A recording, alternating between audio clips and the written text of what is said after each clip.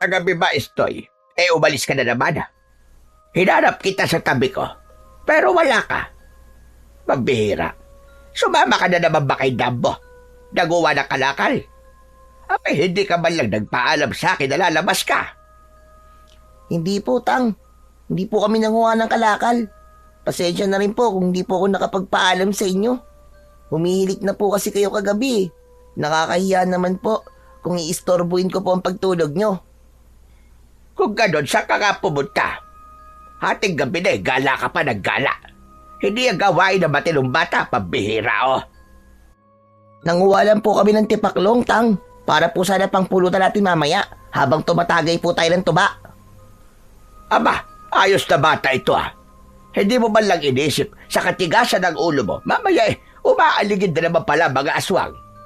At saka anong pinagsasasabi mong iinom ka ng tuba? Hindi po ba? Nangako po kayo na iinom po tayo ng tuba ngayong Sabado. Wala naman pong pasok bukas dahil linggo. Pwede tayo maglasing. Hoy, ikaw, Estoy. Magtigil ka ha. Pinatikim lang kita ng konti nung kamakailan. Parang gusto mo ng araw-arawin, ba? Hindi maganda sa bata ang umiinom ng tuba. Hindi ka pa pwede ron. Tatang naman eh. Ikaw nga araw-araw kang umiinom eh. Hindi naman ako nagre-reklamo. Ba't sasagot-sagot ka pa talaga ha? Lasinggero ka yata paglaki mo eh. Ang bata-bata mo pa eh. Alak lang nasa isipan mo. Kung ganon, mana po ako sa inyo, Tang. Biro lang po.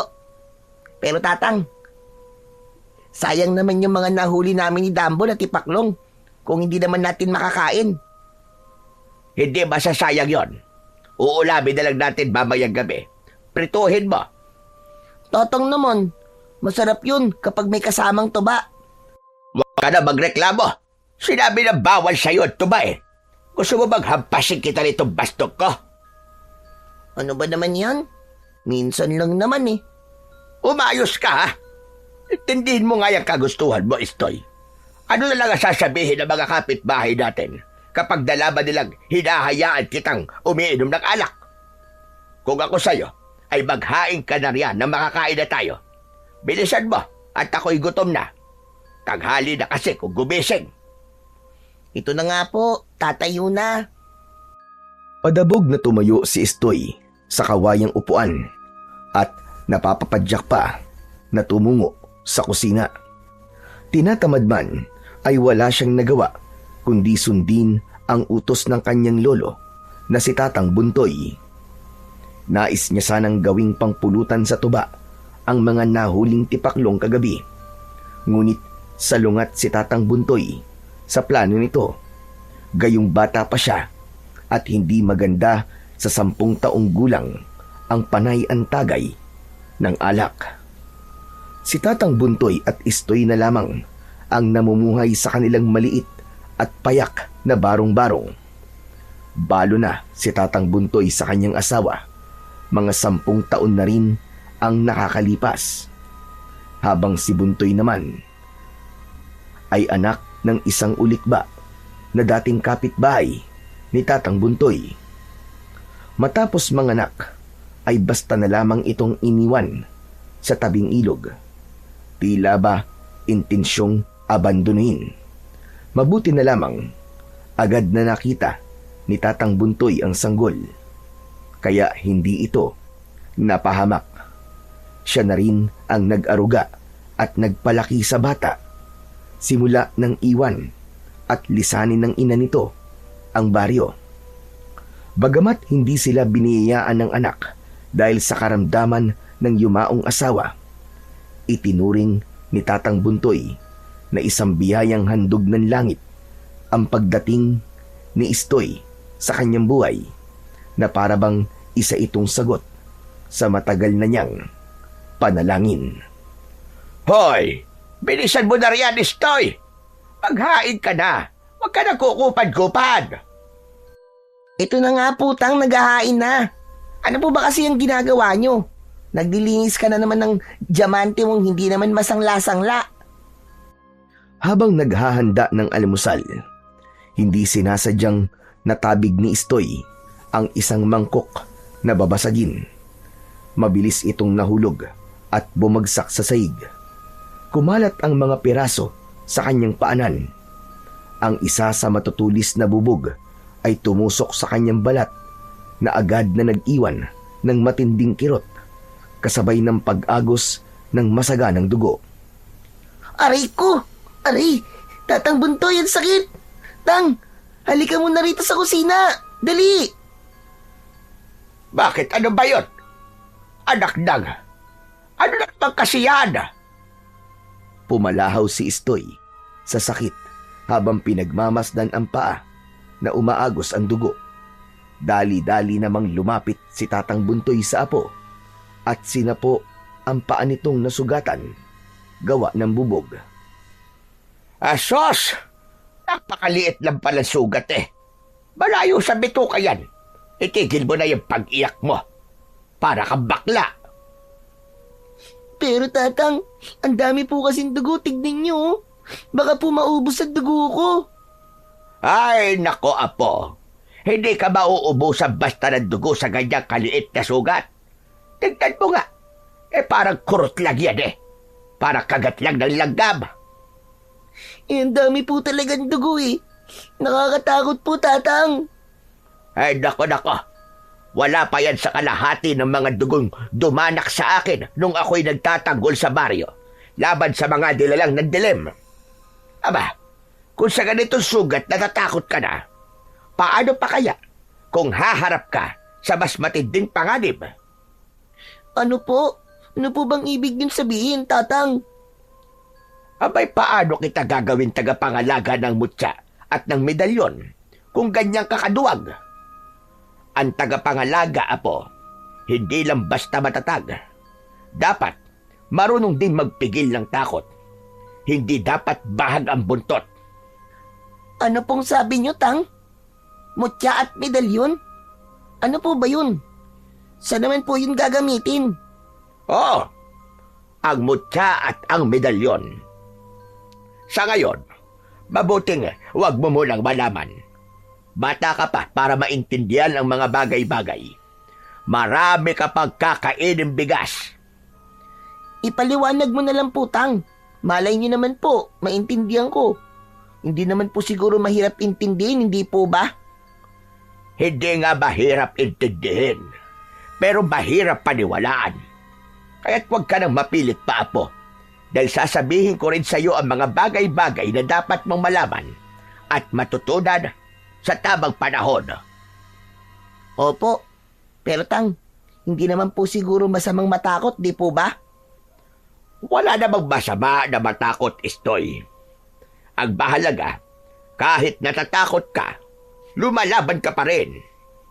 O siya, saglit lang at ikukuha kita ng dahon ng malunggay para tumigil ng pagdurugo niyan sugat mo sa paa. Sige po, tatang. Bumalik po kayo kaagad, ha? Naiwan si Istoy na nakasalampak sa sahig, hawak ang kanyang paa na nasugatan, habang si Tatang Buntoy naman pansamantalang lumabas para kumuha ng dahon ng malunggay sa kapitbahay. Hoy! Ano yan, ha? Hoy, kawatan! Umalis ka nga riyan! Isang mariing tinig ang nagpatigil kay Tatang Buntoy habang pumipitas siya ng malunggay na gagamitin sa sugat ni Istoy. Napahinto siya at agad na lumingon. Nasilayan niya ang isang lalaking nasa 50 na pataas. May bahagyang maputing buhok at isang malaking peklat sa muka na bahagyang natatabunan ng mahaba nitong buhok. Bago sa paningin ni Tatang Buntoy ang lalaki, hindi niya ito nakita kailanman sa baryo at hindi rin pamilyar sa kanya. Teka, sino ka? Bago ka yata rito sa baryo namin. Ako si Unyok. At sandali, ikaw ang dapat tanungin ko ng ganyan. Sino ka ba? At bakit mo ninanakaw ang malunggay na tanim sa bakuran namin? Hindi ka man lang nagpapaalam, ha? Basta-basta ka nalang kumukuha. Kawatan! Bakuran niyo? Hindi ba't si Meldang nakatira sa bahay na yan? Pwes, hindi na ngayon. Kami na ngayon ang nagmamayari ng bahay at lupain na to. Wala na kayong karapatan na mamitas na kahit na anong tanim dyan. Napaka makasarili mo naman. Kakasalta mo pala dito sa baryo ganyan na agad ang asta mo. Hindi mo naman siguro mauubos lahat ng talbos ng malunggay na yan, ano? Aba, ikaw na nga itong walang paalam na namimitas. May gana ka pang magsalita ng ganyan. Ang kapal na nga ng mukha mo namang himasok sa lupa namin at mamitas ng hindi sayo. At ngayon, magmamataas ka pa. Noon pa man, kahit sino rito, pwedeng humingi o mamitas ng konting gulay. Ganun na nakasanayan dito sa amin. Nakasanayan nyo? Ibang tao na nakatira rito ngayon. Hindi lahat ng kaugalian nyo ay susundin ko. Ang sakin, kung anong sakin, akin. At wala ni isa ang makikialam. Kung talagang gusto mong tanggapin ka ng mga tao rito, matuto ka sana makisama. Hindi uso ang paghahari at pagiging sakim sa baryo namin. Hindi ko kailangan ng pagtanggap nyo. Basta malinaw, dito sa lupang to, ako ang masusunod. Kaysa lumala pa ito, mabuti pang makaalis na lang. Salamat na lang sa'yo. Mabuti pa nga. Wag na wag ka nang tumapak dito Kung hindi, talagang may kalalagyan ka. Si Raulo. Habang tinatahak ni Tatang Buntoy ang daan pauwi sa kanila, hindi pa rin siya makapaniwala na muntik na niyang makasalpukan ang bagong saltang kapitbahay dahil lang sa simpleng malunggay. Napailing na lamang siya at napatawa ng mahina sa isipan. Abala siya sa pag-iisip nang bigla siyang mapahinto. May malakas na bumangga sa kanyang bandang tagiliran. Napaatras siya ng bagya at napatingin. Si Dambo pala, ang kaibigan ni Istoy. Aba, Dambo! Para ka ba'y hinahabol Muntik mo na akong itumpa. Naku, pasensya na po tatag Hindi ko po kayo nakita Ayusin mo ang lakad mo, iho. Hindi lahat ng daan ay para sa habulan. Saan ba ang punta mo? Sa bahay po nyo. Simula na po ba ng inuman ng tuba? Nahuli po ba ako? Ayon! Kaya ka ba nagmamadali dahil akala mo may inuman ng tuba sa bahay namin? Opo. Inaya po ako ni Istoy kagabi. Magiinom daw po kayo dahil wala naman pong pasok bukas. Pwede ho ba makainom din? Nagpaalam naman po ako sa tatay at nanay ko. Kayo talagang mga bata kayo. Kung makapagsalita kayo, akala nyo ang tuba ay parang tubig lang. Tatang, tikim lang naman po Hindi ko naman po uubusin lahat. Saka minsan lang naman po. Para makasama ko rin po si Istoy. At isa pa po, tuba lang naman yun Nako, Dabo. Huwag mo binamaliit ang alak, kahit ang tuba. Kapag sumobra ka, siguradong iikot ang paningin mo. Kayo pa namang mga kabataan ngayon Masyado kayong padalos-dalos. Pero gusto ko rin po maranasan, kahit isang tagay lang po. Ganito na lang. Kapag marami na ang maaani kong nyog sa bukid, saka kita patitikimin. Ganun po ba? Di matagal-tagal pa po pala bago ako makainom. Pero sige ho, tatang. Pero talaga bang pinayagan ka ng tatay at nanay mo na uminom ng tuba sa bahay namin? Ano po kasi? Opo, pinayagan po ako. Itatanong ko sa nanay at tatay mo bukas kung totoo yan sinasabi mo. Biro lang po. Hindi po talaga ako nagpaalam. Alam ko naman kasi na hindi po ako papayagan Kaya po sana tatang, wag niyo na lang po sabihin kay nanay at tatay. Siguradong makakatikim po ko ng hagupit na sinturon ni tatay nito Yun naman pala Sa susunod, huwag ka magsinungaling, Dambo. Hindi maganda na sinasanay mo sarili mo na nagsisinungaling. Hindi ibang tao ang niloloko mo, kundi sarili mo rin. Opo, pasensya na po. Gusto ko lang po talaga sana tumikim ng tuba. Sabi po kasi ni Istoy, masarap po yun at manamis-namis pa. At parang sumisipa po sa sikmura. Sige, sa susunod. Kung marami-rami na ang napatulo kong tuba sa tanim kong nyugan sa bukid, patitikimin ko kayo. Sayang naman, kumuha pa naman sana ako ng niluto ni nanay na ginitaang tulingan. Dagdag sa pulutan sana. Dalin mo na lang yan at iulam sa inyo. At umuwi ka na rin, Dambo. Hindi pwedeng gumala si Istoy ngayon. Hindi siya makalakad. Ano ho? Bakit? Ano po nangyari kay Istoy, Tatang? Basta, hindi na siya makakalakad pa. Siguro, dala na rin ng sobya niyang gala na kahit hating gabi nasa kalsada pa kayo. Kaya po pala, may dala kayong malunggay. Para kay Istoy pa lang pinamitas nyo. Oo, gano'n na nga. Kaya dapat, hindi puro laro at paglalagalag ang inaatupag nyo.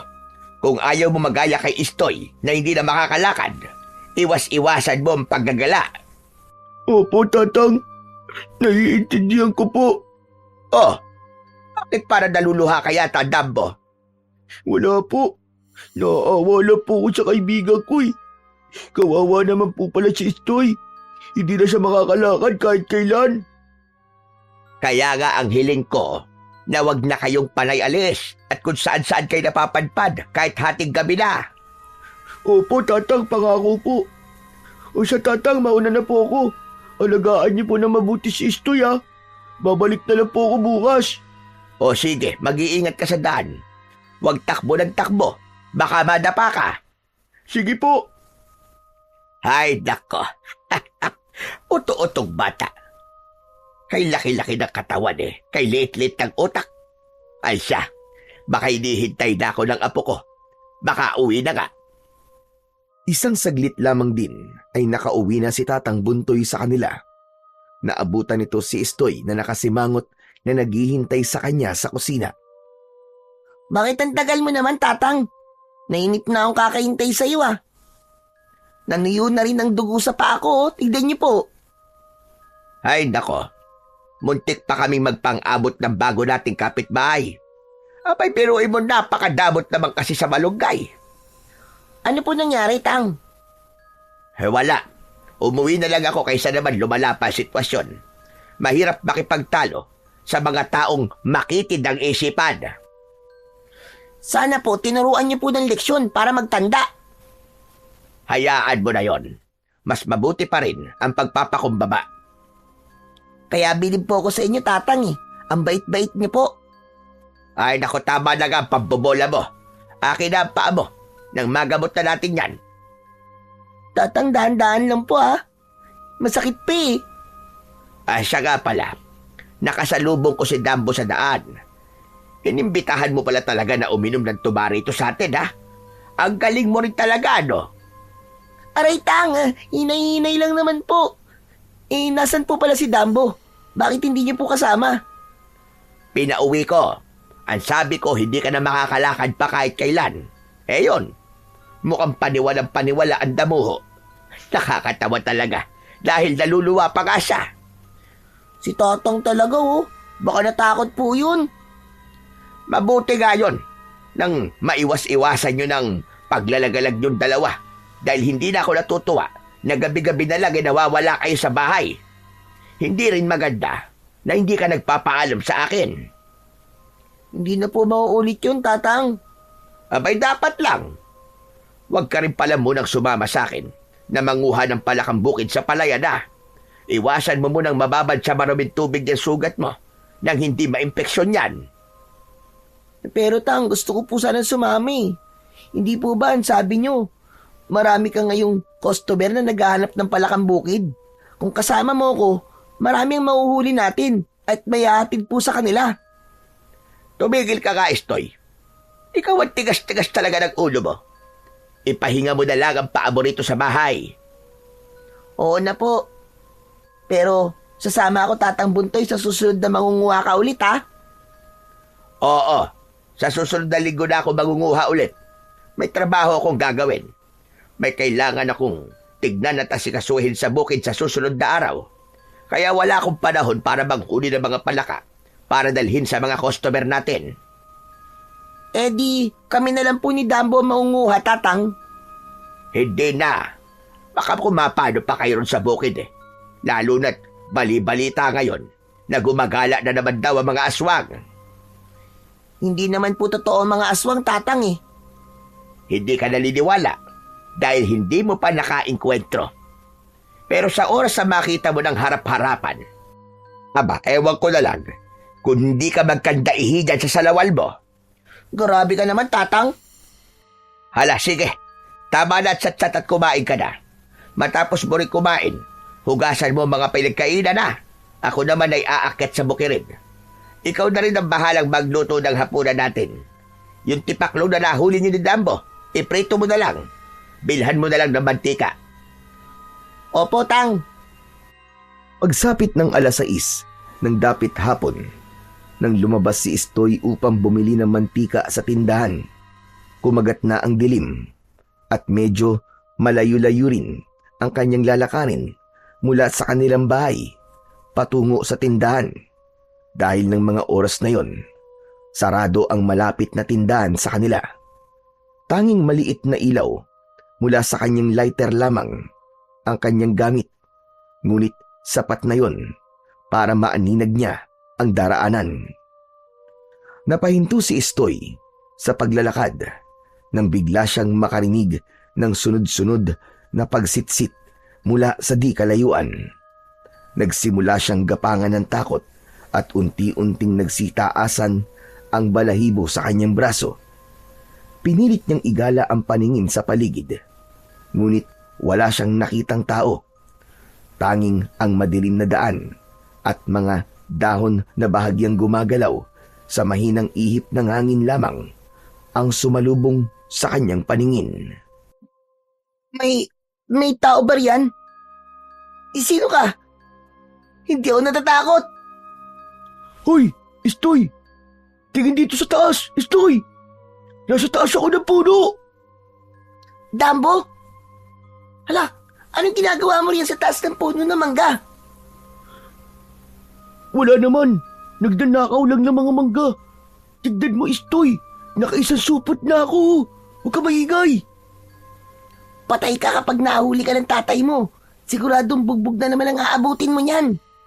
Sira, si tatay nga nag-utos na nakawin ko mga bunga ng mangga rito eh. Ano ka mo? Totoo? Bakit naman? Malabo naman yung sinasabi mo. Saglit nga muna at bababa ako para hindi tayo nagsisigawan. Dahan-dahan ka lang ha. Mag-ingat ka. Mamaya bigla kang Carmine sa pagnanakaubot. Mahulog ka pa dyan. O ayan, nakababa na ako ng ligtas at walang kahit isang galos. May bonus pang isang supot na mangga. O di ba ang galing ko? Pambihira. Hindi ako makapaniwala na sarili mong tatay ang nag-utos sa'yo. Naakitin mo ang punong yan at nakawin ng mga bunga. Nainis kasi si tatay sa bagong saltang kapitbahay natin eh. Hindi mo ba alam na ang ilang mga lupa dito sa baryo natin ay binili na nila? Kaya yun, pinagdadamot na nila ang mga tanim. Nahulog ng isang mangga rito kanina tapos pinulot ni tatay. Aba, akalain mo, pinagsalitaan na kagad ng masama ang tatay ko na kesyo patay gutom daw. Anong nangyari? Nagpang-abot ba ang tatay mo at yung bagong may-ari ng lupang to? Munti ka na silang magsuntukan. Hinagis kasi ni tatay sa mukha ng may-ari nitong lupa yung balat ng manggang pinagkainan niya. Alam mo naman si tatay, di ba? Mahilig din sa gulo yun. Lalaban talaga yun. Tama nga ang sabi ni Tatang sa akin ng bagong kapitbahay natin madamot daw. Kanina kasi si Tatang muntik na rin mapalaban dyan sa bagong lipat na yan dahil lang sa malunggay. Kaya nga kung ako sa inyo, nakawin mo rin na malunggay sa bakuran nila.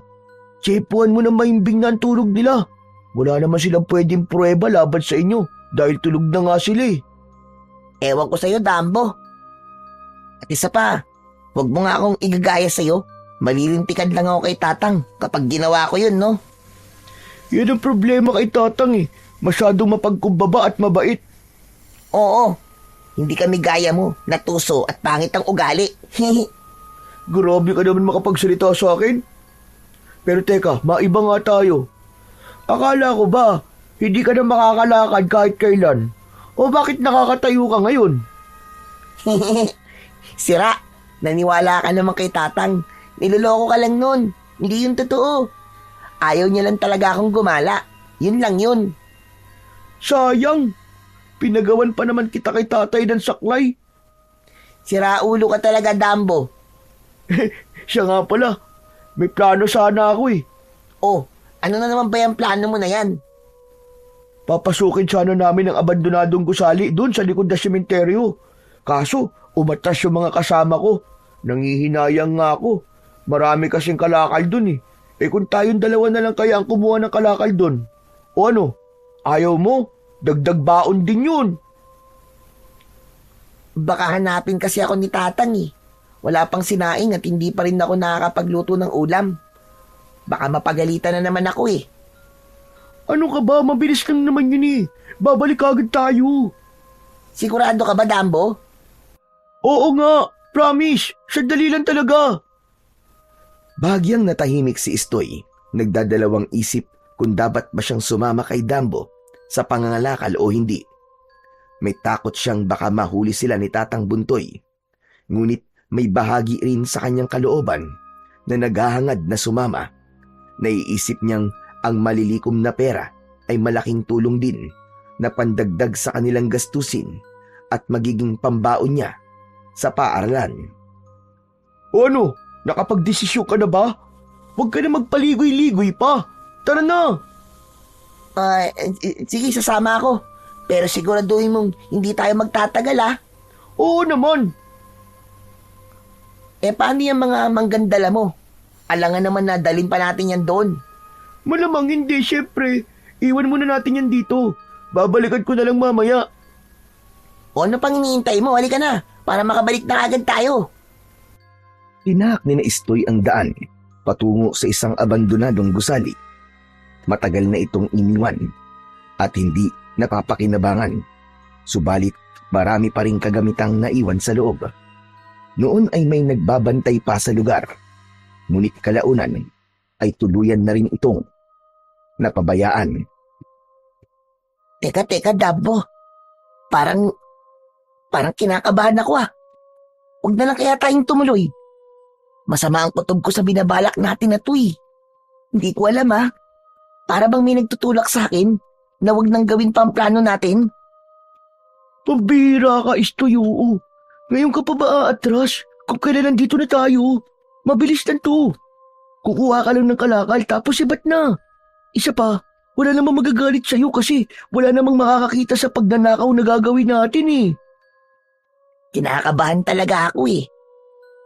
Alalahanin mo, marami pa tayong bayarin na kailangan bayaran sa paaralan, di ba? Sayang din yung pera. Tulong mo na lang to kay Tatang Buntoy. Pambihira, oo. Oo na. Sige na nga. Magtiwala ka sa akin, Istoy. Walang masamang mangyayari sa atin. Ganito, mauuna akong pumasok. Tapos sumunod ka kagad ha. Ako na ang pupulot ng mga kalakal. Tapos ikaw ang maglalagay sa sako. O ano, ayos ba? Sige. O tara, halika na. Grabe. Ang dilim dito, wala akong makita ng isa. Ang hina kasi ng flashlight nitong lighter na dala ko. Hindi ka rin nagdala ng sayo. Huwag ka na nga magreklamo. Kapakapain mo na lang. Kahit saan naman sulok dito, maraming kalakal eh. Ang sangsang pa ng amoy sa lugar na to. Parang amoy patay na daga. Nakakasulasok na amoy. Ang sakit sa ilong.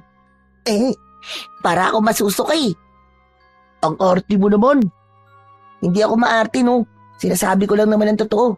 Bakit hindi mo ba naaamoy yon? Malamang naaamoy ko rin. Pero mas mahalaga sa akin ang pera. Alam mo ikaw, mukha ka talagang pera kahit kailan. Hindi naman masyado. Grabe ka naman sa akin. Pero alam mo ba, Istoy? May bali-balita eh. Dito raw kasi tinatapon ng mga bangkay ng mga taong biktima ng karahasan. Huwag mo nang pansinin ang amoy. Basta't mag-focus ka na lang sa goal natin. Siraulo ka pala, Damboy. Kung alam mo na gano'n na pala ang bali-balita dito, bakit pa tayo tumuloy? Gusto mo bang mapahamak tayo? Kailan ka ba matatapos sa walang katapusan mong pagrereklamo, ha? Ikaw talaga. Nandito tayo para manguha ng kalakal, hindi para magdadadakdak ka. Nakakainis ka naman kasi. Tumigil ka na nga para matapos na tayo kagad. Ito na nga oh, kinakapa ko na nga lang eh. Hindi ko kasi maaninag ng maayos. Papatay-patay pa tong flashlight. Nakakabwisit. Teka. Ano ba tong basang nakakapa ko, Istoy? Istoy, halika nga rito. Ilawan mo nga. Ang lansa eh. Oo, ito na. Nyay! Ano yan, dugo? Ay, ang daming dugo. Sa galing yan. Halika, sundan natin. Teka, Dambo. Ayoko, umalis na tayo rito. Natatakot na ako eh. Huwag kang kabahan. Nandito naman ako eh. O ayan, hahawakan ko na lang ang kamay mo at sabay nating tatahakin ang daan kung saan nagmumula ang bakas ng dugong yan. Huwag na, Dambo. Hayaan na lang natin yan. Hindi naman importante kung saan nagaling ang dugo na yan eh. Huwag ka mag-alala, Istoy. Hindi kita iiwan kahit anong mangyari. Kabadong hinakbang ni Istoy ang kanyang mga paa. Nanginginig ang kanyang mga binti habang sinusundan ang bakas ng dugo. Oh, ito yata ang pinagbulan ng dugo. Ilawan mo nga ng maayos nang makita nating mabuti. Natigilan ang dalawa nang malinaw nilang masilayan ang isang hindi pangkaraniwang nilalang. Abala at wari sarap na sarap sa paglantak ng lamang loob ng isang tao. Natigilan sila at halos hindi alam ang gagawin. Lalo nang dahan-dahang lumingon ang hindi maipaliwanag na nilalang sa kanilang direksyon. Ay, Dambo, anong klaseng nilalang yan? Hindi ko rin alam. Pero pag bilang ko ng 3, aalis na tayo kagad ha. 1, 2, 3, takbo! Diyos ko, anong klaseng halimaw yun? Aray ko, ang pa ako. Dambo, wag mo akong iwan, puwisit ka. Akala ko ba walang iwanan? Bilisan mo kasi tumakbo. Baka maabutan tayo ng aswang na yon. Siguradong patay tayong dalawa. Nakita niya tayo panigurado, kaya pagtawid niya na tayo dalawa ngayon. Kinakabahan ako. Gusto ko na umuwi. Halika, dito muna tayo magtago. Huwag ka maingay. Ano yun? Bakit siya kumakain ng laman ng tao? Siyempre, aswang siya. Imposible. Wala lang aswang sa panahon ngayon. Anong imposibleng sinasabi mo? Harap-harapan na nga natin nakita, hindi ba? Anong matatawag mo sa nilalang na yun? Sige nga, aswang lang naman ako bakain ng tao. Huwag mo sabihin na hindi ka pa rin naniniwala sa aswang na yun. Oo na. Naniniwala na ako na aswang yun. Pero paano tayo makakaalis dito? Magtago muna tayo pansamantala. Mabuting masigurado nating wala na siya bago tayo lumabas dito. Hindi, Dambo. Ang turo sa akin ni Tatang, walang masamang matakot. Pero ang mahalaga, kahit natatakot ka, lumalaban ka pa rin.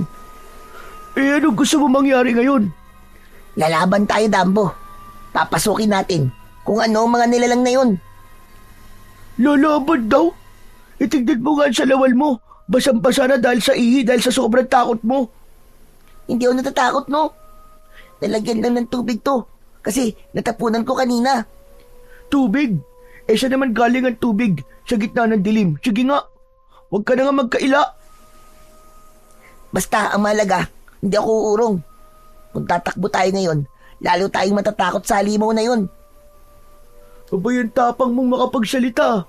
Pero ang tuhod naman niya, nangangatog pa rin. Oo, natatakot ako, Dambo. Pero mas takot akong hindi tayo kikilos at hayaan na lamang nakainin tayong dalawa at ang iba pang tao dito sa baryo natin.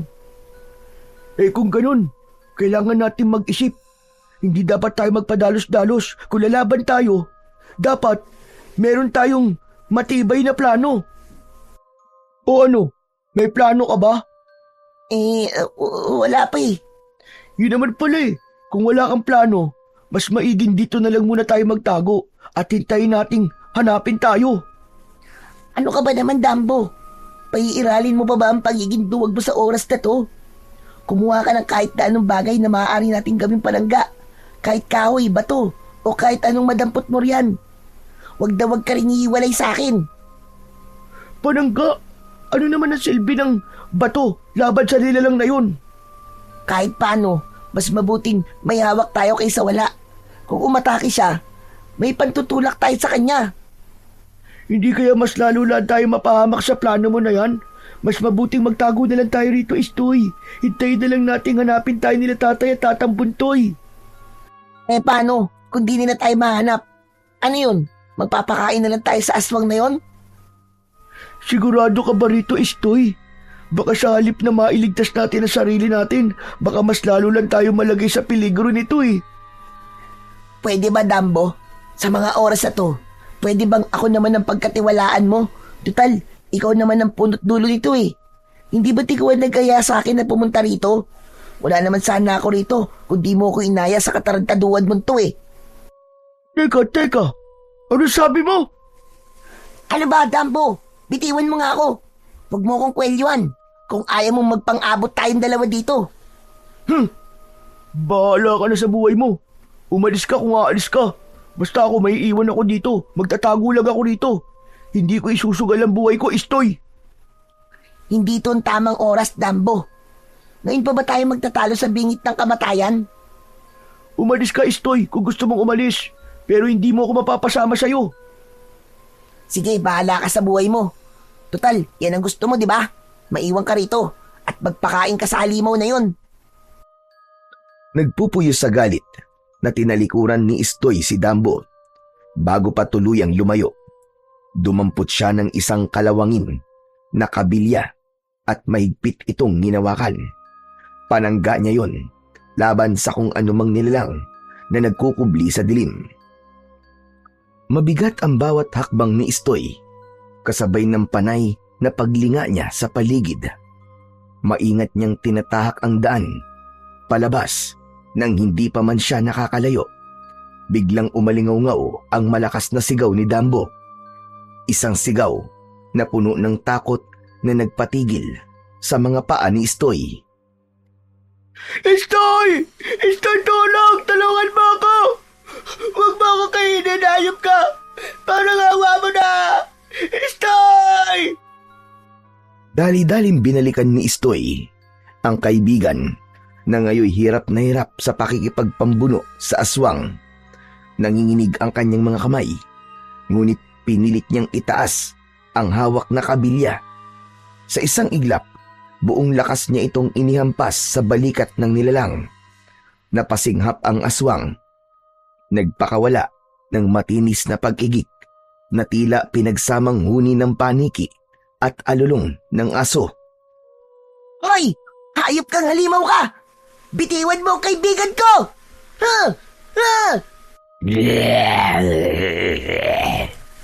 Salamat sa Diyos at binalikan mo ako! Sige pa, Istoy! Hampasin mo pa ng hampasin, huwag ka titigil! Aray! Agapti! Nasugatan niya ako sa braso! Ang tigas kasi ng ulo mo eh. Hindi ba sinabi ko na sa'yo na sumama ka na lang sa akin? Tumayo ka na nga riyan! Hanggang may oras pa! Muling umamba si Istoy at pinuntirya ang ulo ng halimaw. Ngunit mabilis itong nakailag at sa halip ay sumugod sa kanya. Napaatras si Istoy. Halos madapa na siya sa takot. Ngunit nagawa niyang iharang ang kabilya. Ano ba, Dambo? Tumayo ka na nga riyan, sabi! Tulungan mo ako rito! Hindi to panahon para indayin mo mga sugat mo! Kukuha ko na pwedeng panlaban! Libangin mo muna ang halimaw na yan, Istoy! Bilisan mo! Wala na tayong oras! Sigurado magiging pangimagas tayo dito kapag hindi pa tayo nakaalis sa lugar na to! Ito na nga oh! Ito na! Hoy! Pangit na aswang! Dito! Dito! Mabilis na inihagis ni Dambo ang napulot na bato at diretsyong tumama ito sa ulo ng aswang. Napaurong sandali ang halimaw bago ito bumaling kay Dambo na may naglalagablab na galit sa mga mata. Bigla itong umalulong, isang napakalakas at nakakabingi na sigaw. Diyos ko po, Istoy! Parang hindi yata gumana! Isa pa, Dambo! Batuhin mo pa! Dali! Wala na akong bato eh! Ikaw na! Ikaw na bahala! Mabilis na tumalon ng aswang papunta kay Dambo. Nakaabang ang matutulis nitong kuko. Napasigaw si Dambo habang tinangka niyang umiwas. Diyos ko, wag! Wag po! Magbabago buhay na po ako. Hindi na po ako magiging pasaway pa. Lord, basta makaalis na po kami rito sa lugar na to. Magbabago na po talaga ako, Lord. Agad na sumugod si Istoy at inundayan ng malakas na hampas ang likod ng halimaw. Umalingaw-ngaw ang matinis na iyak nito. Hoy, halimaw! Huwag mong gagalawin ang kaibigan ko! Ako ang makakalaban mong hayop ka! Mga bata, mga walang muwag, kayo ang pinakamasarap na magiging paghimagas ko. Diyos ko po, narinig mo ba yun, Istoy? Kakainin daw niya tayo. Hindi mangyayari yun, Dambo! Halika na! Bilisan mo! Takbo na! Dito ang daan, Istoy. Doon sa may masukan na pante, hindi makakasingit na mabilis ang halimaw ron. Ngunit muling sumalakay ang aswang. Binilibag nito ng napakalakas ang kanyang pakpak na parabang kasing tigas ng bakal. Tinamaan si Istoy sa binti at halos mabitiwan ang kabilya. Dambo, aray! Hindi ko na yata kakayanin pa tumakbo na mabilis. Tinamaan niya ang binti ko. Hindi ako papayag na ako lang ang tatakbo. Sabay tayo, Istoy. Sabay natin labanan to. Lalabas tayo ng buhay. Sige na, Dambo. Hayaan mo na ako. Umalis ka na. Hindi kita iiwan, Istoy. Kung mamamatay tayo, mas mabuti na magkasama tayo. Muling tumalon ng aswang, nakangisi ito at nagngangalit ang mga pangil.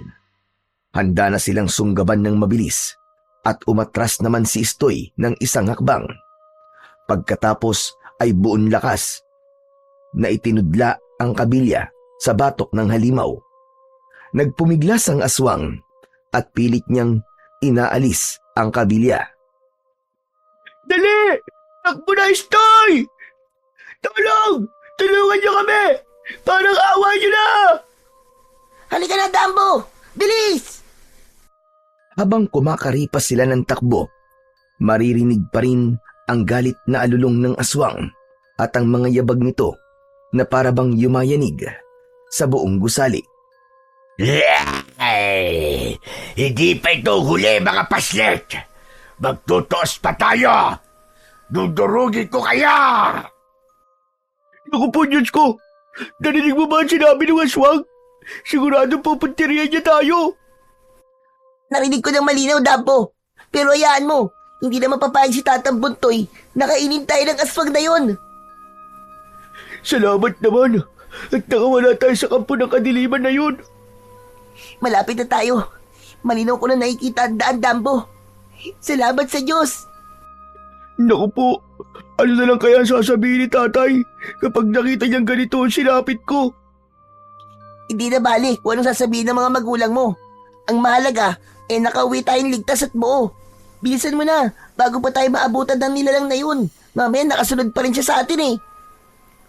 Salamat nga pala kanina, Istoy, sa pagtulong mo sa akin. Kung hindi mo ako binalikan, malamang naging hapunan na ako ng aswang na yun. Wala yun. Sino-sino pa ba magtutulungan?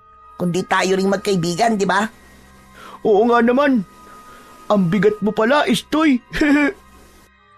Kasalanan mo rin naman eh, kung bakit kailangan mo akong buhatin ngayon. Kung hindi tayo pumasok sa gusaling yon, hindi sana maayos pa ang lakad ko. Pasensya na talaga, Istoy, Pero ayos lang yan. Magagamit mo na ng tuluyan yung saklay na pinagawa ko sa'yo. Baliw ka talaga. Ayan, malapit na tayo. Salamat talaga sa Diyos at hindi niya tayo pinabayaan. Oo nga, no? Malapit na talaga tayo. Nakikita ko na si Tatang Buntoy na papalapit sa atin at mukhang galit na galit.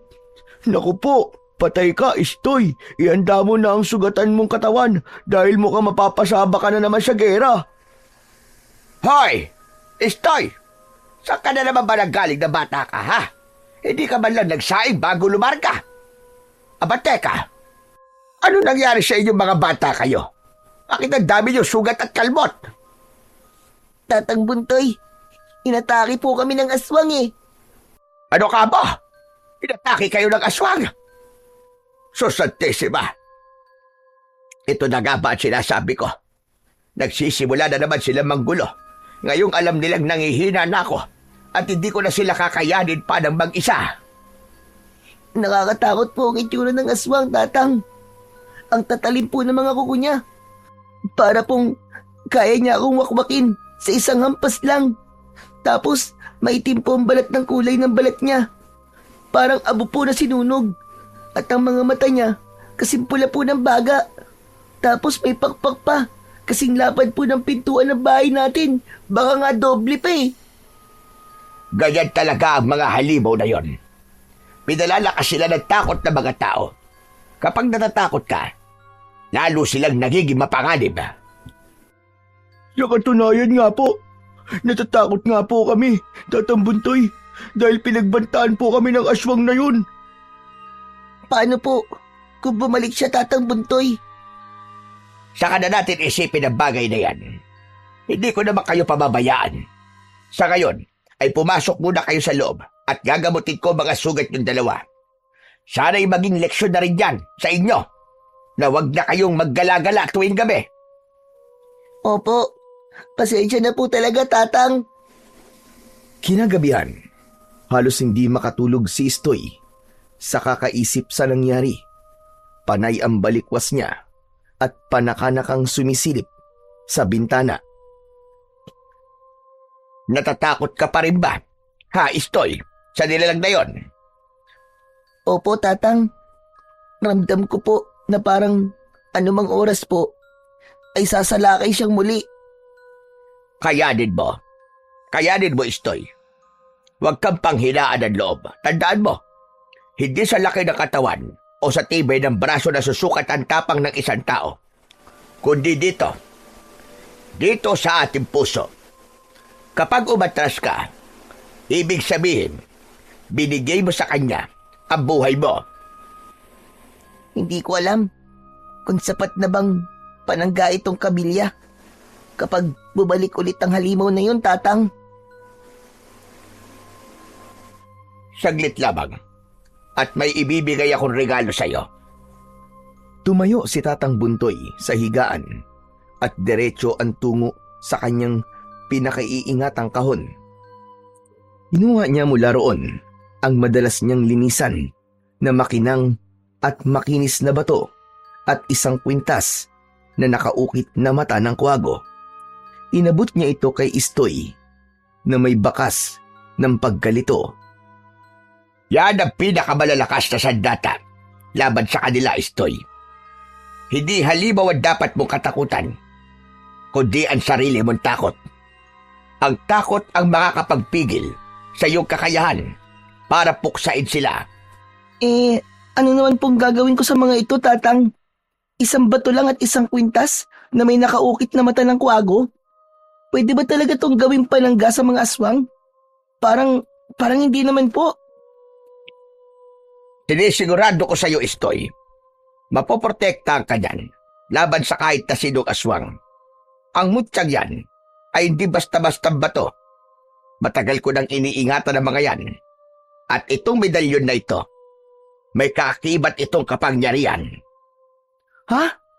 Pero paano po? Para lang siya pirasong bato ah.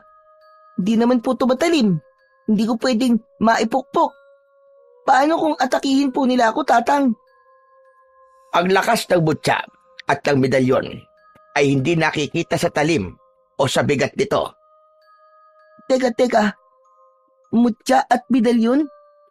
Ito po bang nabanggit nyo kamakailan? At ito rin po ang madalas nyong linisan na diamante? Hindi po ba, Tatang? Ito ngayon, ang nakaukit na mataryan ay mata ng liwanag. Ito ay simbolo ng paggabay ng may kapal. Kapag sinuot mo yan, hindi ka basta-basta malulupig o malalapitan ng puwersa ng dilim. Ang mga pakpak nila'y maghihina at ang mga pangil nila'y mawawalan ng bagsik. Totoo po ba yan, Tatang? Parang ang hirap naman pong paniwalaan. Kung ganun kalakas ang mutya, bakit hindi na lang nyo agad ginamit laban sa mga aswang? Dati ko na yung nagamit sa kanila, Istoy. Ngunit may panahon para sa lahat ng bagay. Hindi maaaring hawakan ng sino mang may takot o pagdududa ang mutya sapagkat mawawala ang bisa nito.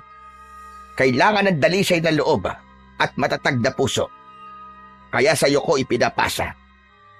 Naniniwala ka ba sa sinasabi ko sa iyo? Sa akin, Tatang? Pero ako po, alam niyo naman po siguro kung gaano po ako kaduwag. Kahit sino naman, Istoy, ay pwedeng matakot. Ang pinagkaiba, ikaw ay hindi sumusuko. Ang mutya at ang medalyon ay hindi para sa pinakamalakas o kung sino mang matapang, kundi para sa may pusong hindi bumibitaw, gaano man kalakas ang kalaban. Pero Tatang, sandali lang. Kung makahabilin ka naman sa akin itong mutya, parang hindi na tayo magkikita. Sinisigurado ko lang na mabuting kabay ang hahawak sa mutyang matagal ko rin pinakaiingatan. At isa pa, matanda na ako. Hindi natin alam kung kailan ako mawawala sa mundo. Tatang naman eh. Huwag ka naman magsalita ng ganyan. Kapag nawala ka, ako na lang ang may iwan na mag-isa. E di parang walang saysay na rin ang buhay ko. Inabandon na nga po ako ng sarili kong ina tapos iiwan niyo pa ako. Oh, bakit naiiyak ka na riyan? Ikaw naman kasi Tatang eh, tinatakot niyo po ako eh. Tatang, ayoko mawala ka. Hindi ko po kakayanin yun. Ay, nako, apo ko.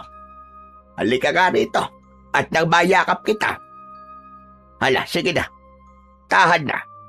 Hindi mawawala si Tatang. Hindi ako aalis sa tabi mo, apo. Tatang, huwag niyo na pong babanggitin ulit yun, Tatang ha. Kung hindi, magtatampo na po talaga ako sa inyo. Oo na.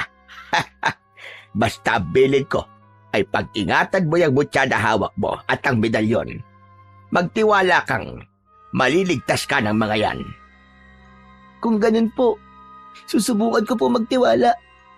Kung darating man ulit ang aswang, haharapin ko po sila.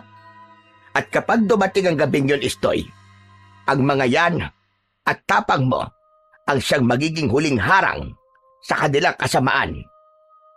Opo, O siya, sige na. Matulog ka na at sasanayin pa kita bukas. po, sasanayin po Tatang sa ano? Sa pakikipagpambuno sa mga halimaw na yon, tuturuan kitang humawak ng punyal at kung saan parte ng katawan ng aswang ang dapat mong tamaan. Aba, ayos po yun Tatang. Excited na po ako. Huwag ka masyadong masaya dahil hindi madali ang magiging pagsasanay mo. Opo, Tatang. Tatang, paano po pala kapag napasakamay po ng mga aswang ang mutya at ang medalyon na ibinigay niyo po sa akin? Ano pong mangyayari? Aba, kapag nangyari yon, katapusan na natin lahat. Dahil ang mutya na yan ay makapagbibigay sa kanila ng lakas. Doble sa lakas na meron sila ngayon at buhay na walang kamatayan. Paniguradong paghaharian na nila ang sanlibutan. Kaya, pag-ingatan mo yang maigi, gaya ng iyong buhay. Opo, Tatang. Pinapangako ko po sa inyo. O siya, matulog ka na. Bukas na yung mga tanong mo dahil antok na talaga ako. Sige po, Tatang. Good night po. Mahal na mahal po kita, Tatang. Mahal na mahal din kita, apo. O siya, sige na. Magpahinga ka na. Kinabukasan, maagang pumanhik sina Tatang Buntoy at Istoy sa paanan ng bundok dahil doon sila magsasanay. Binigyan ni Tatang Buntoy ng punyal si Istoy at itinuro rito ang tamang paggamit doon. Tatang, pahinga po muna tayo. Kanina pa po tayo nagsasanay eh. Nananakit na po ang buong katawan ko. Nanginginig na po ang binti ko, Tatang. Parang kagabi lang nananabik ka. O bakit ngayon ay nagre-reklamo ka na? May pasok pa po bukas, Tatang. Tapos, tagtad din po ng galos at sugat ang katawan ko. Sino pong hindi magre-reklamo? O siya, sige na. Magpahinga ka muna. Mamayang 4:00 bababa na rin tayo. Sige po, Tatang. Salamat po. Ay, Diyos ko. Alam mo ba, Istoy, na dati ay may isang matandang babae na nakatira sa tuktok ng bundok dito sa ating lugar. Ang matandang babae ay nagbebenta ng mga karne. Nilalako niya ang karne sa bayan. Saan po nagmula ang matandang babae, Tatang? At paano po siya napadpad sa tuktok ng bundok? Walang nakakaalam kung saan nagmula ang matanda. Bigla na lamang itong lumitaw sa tuktok ng bundok. Wala ni isa man sa mga tao ang lubusan na nakakakilala sa matandang babae. Kahit ako, hindi siya pamilyar sa akin. Sobrang payat ng matanda.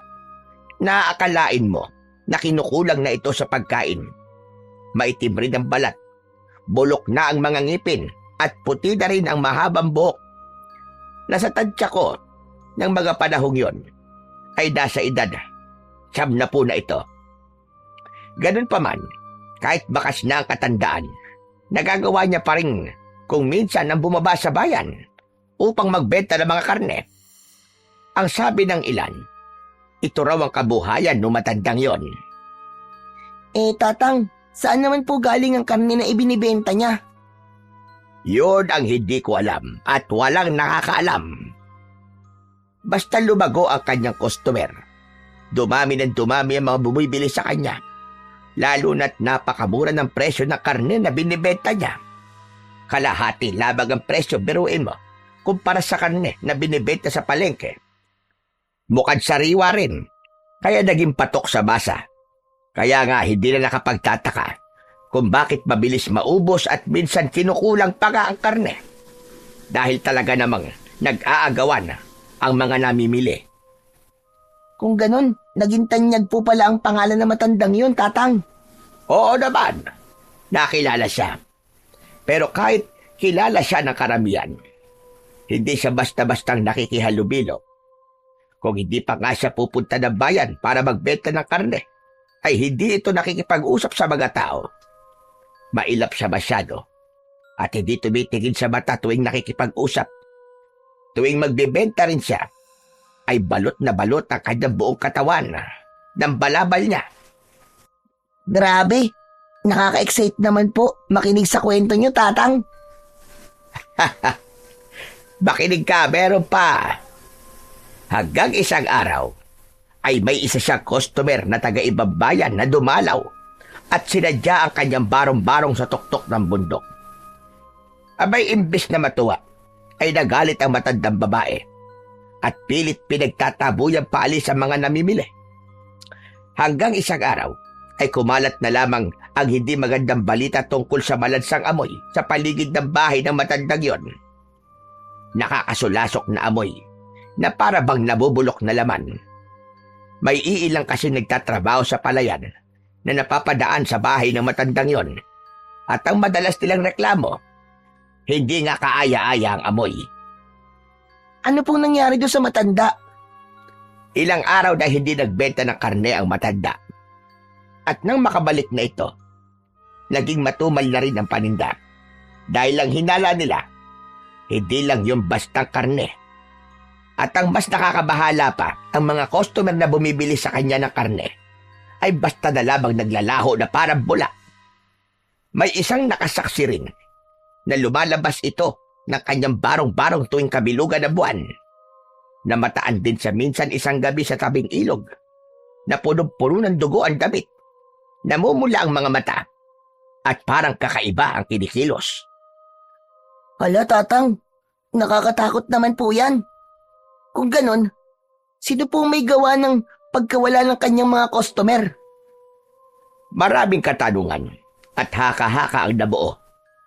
Kung saan nakuha ng matanda ang karne, kung bakit ibinibenta niya ito ng bagsak presyo at kung saan galing ang nakakasulasok na amoy. Dahil doon, may ilang tao nang nag-imbestiga sa matanda. Hanggang isang araw, isang lalaki ang lakas loob na nang himasok sa bahay ng matandang babae. Pinagbintangan niya ang matanda sa misteryosong pagkawala ng kanyang asawa. 2 araw lamang matapos bumili ng karne na binibenta nito. Ano pong sunod na nangyari? Hindi na po ako makapaghintay na marinig ang mga kasunod, Tatang. Sandali lang. Nang araw na pasukin niya ang bahay ng matanda, wala ito ron. Nagkataon na umalis ito. Ganun na lamang ang pagkabigla niya sa mga kanyang nasaksiyan. Sa iisang silid sa maliit na barong-barong ng matanda na yon, natagpuan niya ang pugot na ulo ng kanyang asawa. Mulat ang mga mata, kasama ng iilang pang mga bungo. Napagtanto nila na ang karneng inilalako ng matanda ay hindi lamang basta karne, kundi karne ng mga tao. Hala, ano po nangyari sa matanda, Tatang? Ano pong ginawa sa kanya? Sa galit ng buong baryo, ay kinuyog siya. Umamin siya ng mga tirang karne niya mula sa pagpuntirya ng mga tao ay nilalako niya. Nalaban nilang isang aswang ang matanda, kaya dinakip nila ito. Hinubaran at pinalakad sa buong lugar na walang saplot at may malaking karatula na nakasabit sa leeg at nakalagay na huwag tularan. Namatay po ba ang matandang babae, Tatang? Oo, Apo. Namatay siya matapos pakainin ng paputok at sinidyan nito sa kanyang bibig. Sumabog ang kanyang ulo at nang hindi pa makontento, sinunog ang katawan nito hanggang sa matupok ng apoy. Tatang, sino po ang kumitil ng buhay sa matandang aswang? Ang tatay ko, siya ang tumapos sa buhay ng aswang na yon. Kung ganun po, Tama ka, Istoy. Isa sa mga nabiktima niya ang nanay ko. Ngunit dahil sa ginawa ng tatay ko, nagmitya ito ng galit sa mga aswang. Nilusob nila ang lugar natin, ngunit hindi sila nagwagi. Kaya nga pinili kong tahakin ang landas ng pagiging isang albularyo at manananggol dahil gusto ko mapanatili ang katahimikan sa baryo natin. Ngunit pakiramdam ko, nagbabadya na naman sila sumalakay muli. Lalo na't batid nilang nangihina na ako at hindi ko na sila kakayanin pa. Kinahapunan, bumaba na rin mula sa paanan ng bundok ang maglolo. Pagod na pagod si Istoy na halos hindi niya na maihakbang pa ang mga paa.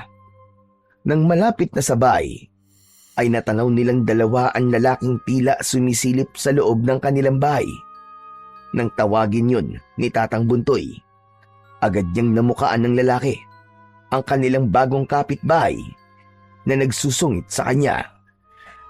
Hoy! Anong ginagawa mo, ha? Sino sinisilip-silip mo riyan? Buti naman nandito na kayo. Anong ginagawa mo rito? Walang tanim na malunggay sa lupain ko. Ano ba naman kayo? Hindi naman ako nagpunta rito para dun eh. Ang akin lang, gusto ko na sanang makipag-ayos sa inyo. Bilang magkapitbahay, sana wala nang alitan pa sa pagitan natin. Malaya na rin kayong pumitas na kahit na anong gulay rin sa bakuran ko. Pero, wag nyo lang sanang uubusin. Yan lang ba talaga ang pinunta mo rito? O may pakay ka pa? Wala naman. Sa katunayan, ito nga may dala akong ulam, sinigang na baboy. Tiretong karne na hindi pa naluto mula sa tindahan ng tatay ko. Nagbebenta kasi siya ng bulalo at naglalako rin ng karne. aba ayos to ah. Wala po bang tirang bulalo sa tindahan ng tatay nyo? Naku, pasensya ka na bata. Hindi kasi siya nakapagtinda ngayon eh. Hayaan mo minsan, dadalang kita. Istoy, ano bang ugali yan? Umayos ka nga. Sayang po kasi to, Lolo. Salamat po, Manong ah. Bago pa man maabot ni Istoy ang sinigang na nasa mangkok, ay agad niya itong nabitawan. Dumulas ang mangkok sa kanyang kamay at natapon ang ulam. Istoy! Ano ba naman? Yan ang sinasabi ko sa'yo. Natapon na tuloy. Naku, pasensya na po, Tatang. Kumakalam na po kasi ng sobrang tiyan ko eh. Wala akong problema yon.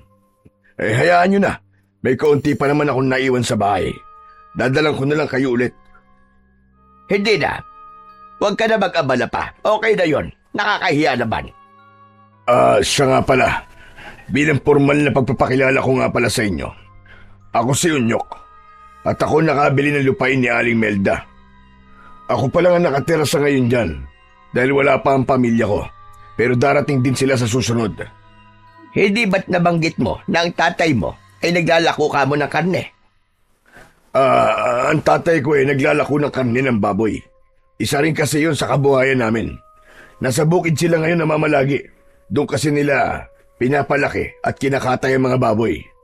Pero sa susunod, dito na rin sila mamamalagi. Mabuti naman kung ganon, para may kasama ka na. Siya nga pala, ako naman si Tatang Buntoy, at ito ang apo ko na si Istoy. Isa akong kilalang albularyo sa baryong ito. Pasensya na sa nangyari sa pagitan natin nung kamakailan. Kung alam ko lang na bago na ang may-ari, hindi na sana ako kumuha ng malunggay sa bakuran nyo. Pasensya na talaga. Hindi ho. Ako nga ho ang may mali. Dahil nagalit ako kagad. Pasensya na rin. Wala pong kaso yung kay Tatang. Mabait po si Tatang at mabilis lang po magpatawad. O siya, mauna na ako. Mukhang nakakaabala na ako ng sobra sa inyo O sige, salamat ulit sa ulam na dinala mo, Unyok. Sayang lang at hindi namin natikman. Mukhang masarap pa man din.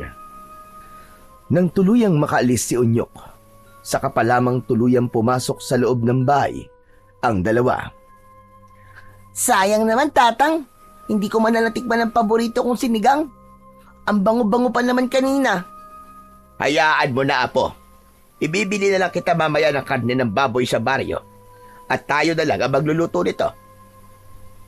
Talaga po, Tatang? Damihan niyo po ang bili ng kangkong, ha? O sige, pero bago yon, may gagawin muna ako ngayong gabi. Po? Ano po yun, Tang?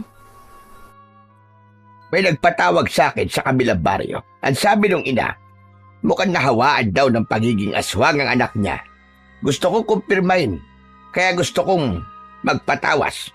Baka sakaling maalis ang sumpa.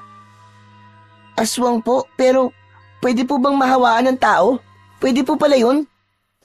Maraming paraan, Istoy, para mahawaan ang isang tao ng pagiging aswang.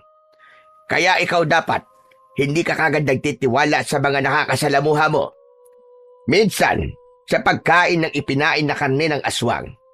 Minsan naman, sa kagat o sa galos ng kanilang kuko. Kapag pumasok na ang dugo ng halimaw sa dugo ng tao, unti-unti itong binabago.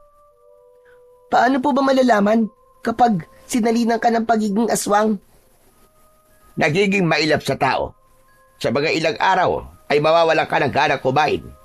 Ngunit makalipas din ang ilang araw, ay makakaramdam ka ng matinding gutom at pagkasabik sa laman at dugo ng tao.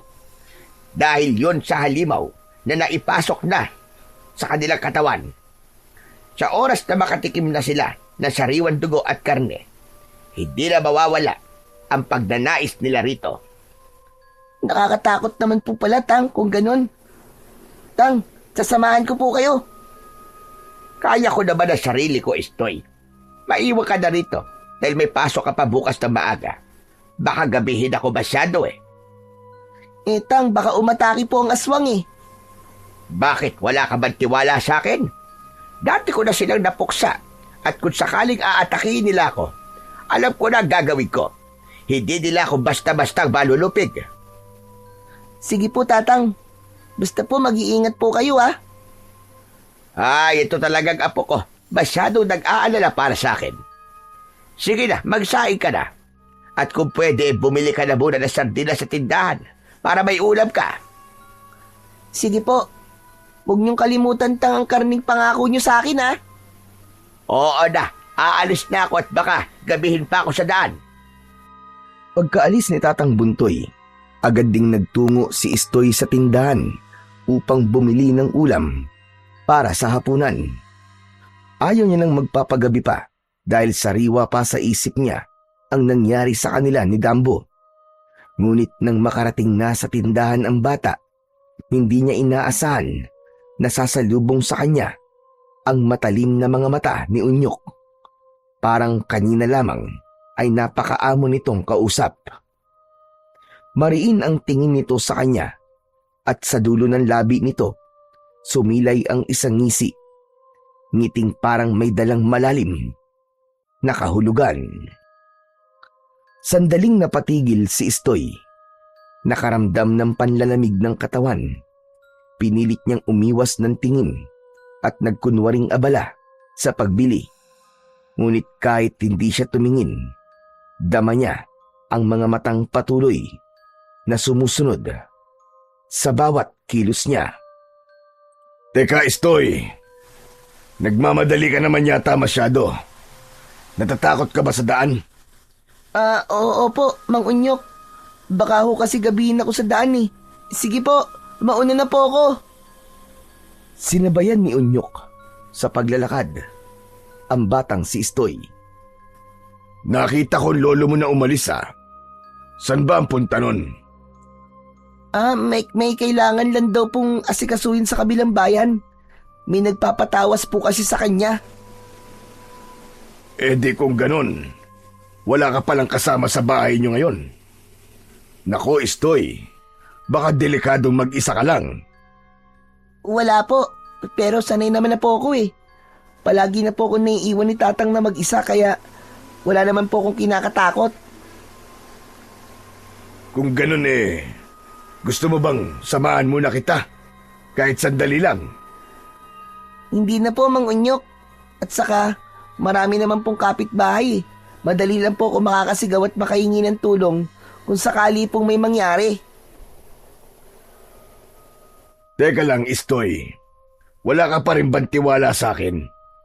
Magkapit-bahay na tayo. Kaya dapat lang na aalalahanin ko rin ang kalagayan mo. Lalo na't ikaw lang mag-isa.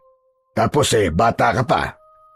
Gusto ko lang siguraduhin na ligtas ka. Sige na nga po. Samahan niyo na lang po ako hanggang sa makarating po si Tatang. Ayos. O sige, mabuti nga magkasama tayo. Nabuburyong din kasi ako sa bahay. Wala man lang akong makausap.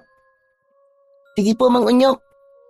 Oh, nandito na po pala tayo eh. Tara po, Mang Unyok. Pasok po kayo. Maupo na po muna kayo riyan. Magsasaing lang po ako. Sige, balikan mo na lang ako rito kapag tapos ka na. Sandaling iniwan ni Istoy si Unyok sa kanilang maliit na salas. Nagtungo ang bata sa kusina habang si Unyok naman nakaupo, tahimik na nagmamasid. Ngunit sa loob-loob niya, nanlalalim ang kanyang mga mata sa pagnanais na makita ang kanyang pakay, ang mutya at ang medalyon na pagmamay-ari ng pamilya ni Tatang Buntoy. Nang masiguro niyang abala si Istoy, dahan-dahan niyang iniikot ang tingin at kalaunan ay tumayo. Saan kaya nila itinago yun? Ang bagay na yun, ang mutya at ang medalyon. Kapag napasa akin ang kapangyarihan nun, wala nang makakahadlang pa. Nilibot niya ang maliit na silid. Sinilip ang mga sulok, mga aparador, pati ang lumang baul. Ngunit sa pagdampi ng kanyang kamay sa isang tokador na malapit sa altar, biglang napaatras siya at mahinang napadaing. Napatingin siya sa kanyang palad. Namumula ito, nagbubula at tila nalalapnos ang balat na parabang niluluto sa apoy. Agad siyang umatras at nagngit-ngit. Aray ko! Ano to? Bakit ako nasusunog? Anong klaseng kapangyarihan ang meron sa silid na to? Nilagyan ni Buntoy ng mga basbas, ng mga dasal, mga sagradong orasyon.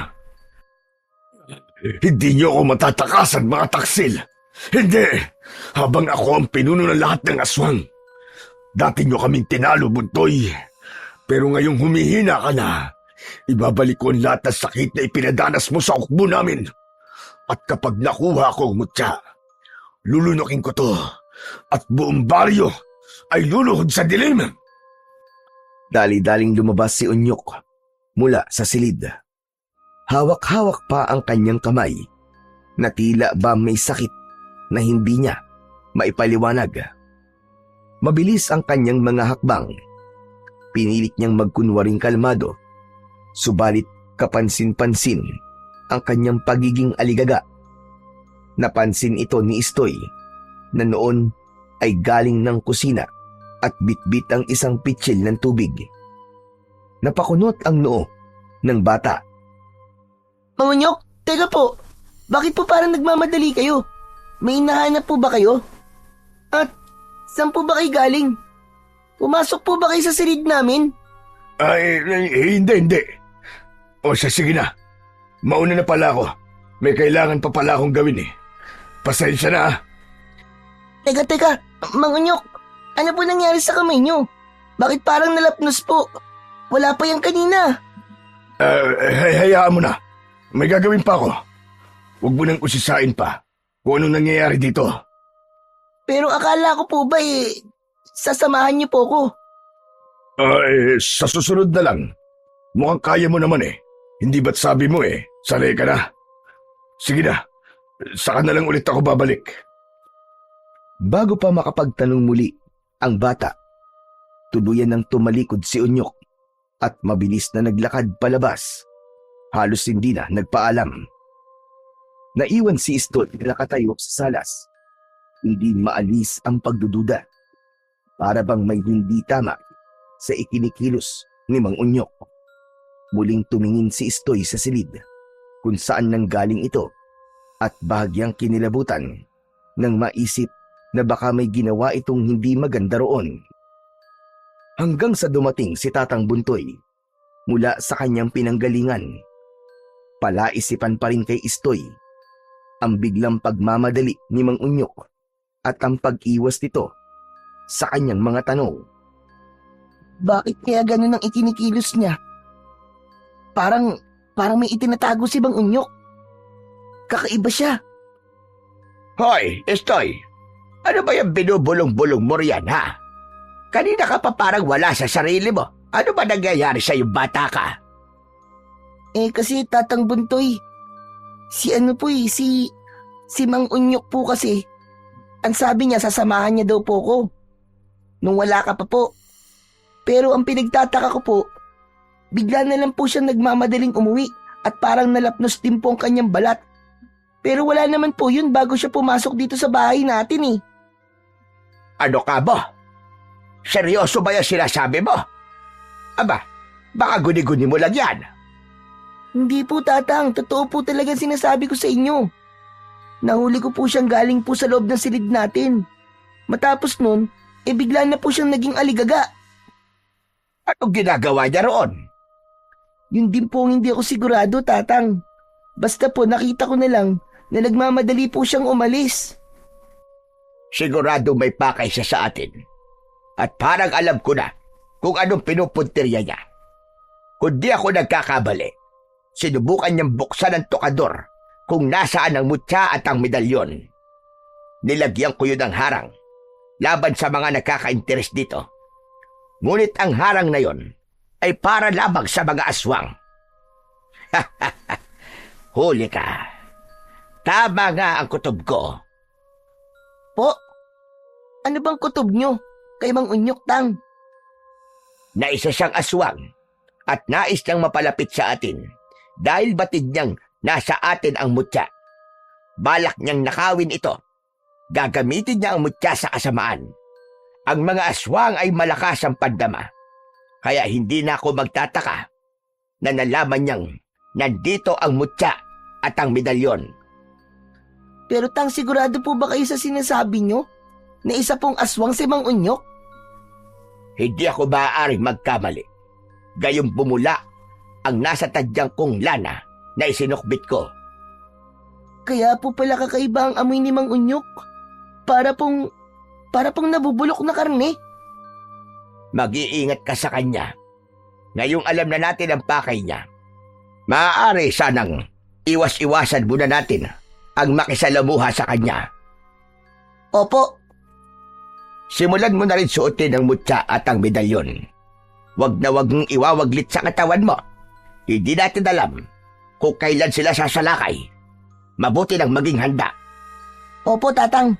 Susuotin ko na po ang medalyon at maging ang mutya at hindi ko po aalisin sa katawan ko. Mabuti nga yan.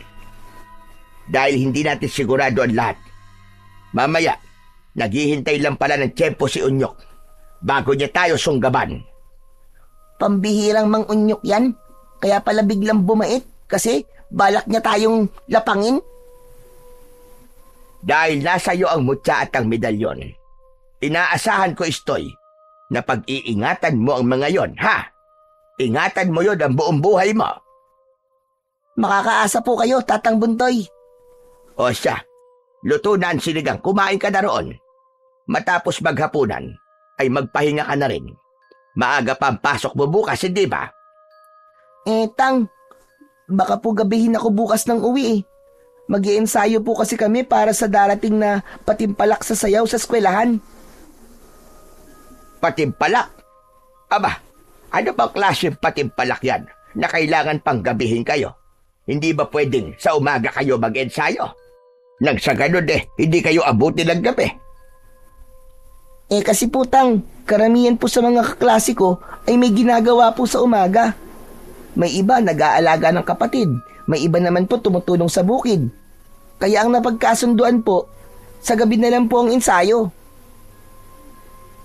Pambihira na yan. Alam niyo naman delikado na kapag lumalalim na ang gabi. Lalo na ngayon na may gumagala na namang mga nilalang. Alam mo, Istoy, hindi biro ang mga aswang. Ayoko malagay ka na naman sa panganib. Opo, Tatang Buntoy, naiintindihan ko po. Pero importante rin po sa akin kasi ito eh. Ay, nako. O siya, sige na, sige na. Basta't mag-iingat ka. Maging handa ka palagi. Opo, Tatang.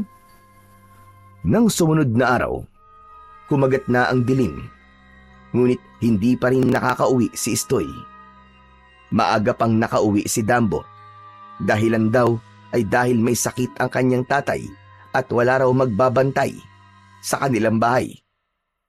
Mag-isang nakaupo si Istoy sa kawayang upuan sa gilid ng entablado.